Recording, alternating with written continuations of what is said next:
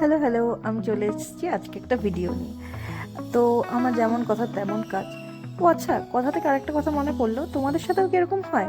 মানে তোমরা যারা নতুন ভিডিও ক্রিয়েট করো তাদের সাথেও কি এরকম হয় যে যখন তোমরা ভিডিও রিলেটেড কোনো কথা ভিডিওতে বলো, যেমন আমি ধরো আর্ট করছি, আর্টের টিউটোরিয়াল দিচ্ছি বা রেসিপি বলছি, তাহলে সেটাতে ভিউ বেশি আসে না।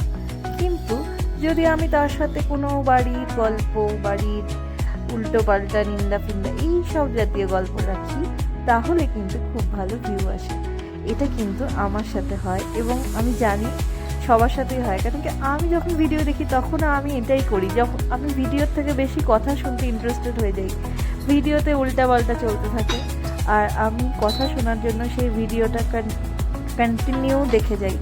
জানি না তোমরাও তাই করো কিনা, করলে কিন্তু অবশ্যই জানি।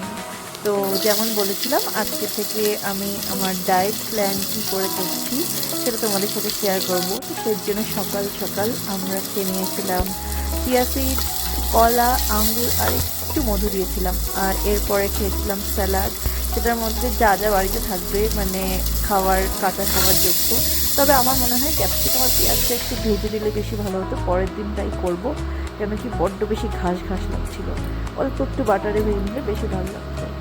আর তার সাথে দুপুরে খেয়েছিলাম স্যালাড আর মাছ প্রোটিনের জন্য। আর রাতের জন্য একটু তেলের মধ্যে একটু ছোলা সিদ্ধ করেছিলাম, তবে এতটা পোর্শনের ছোলা কিন্তু আমি একবারেই খাইনি।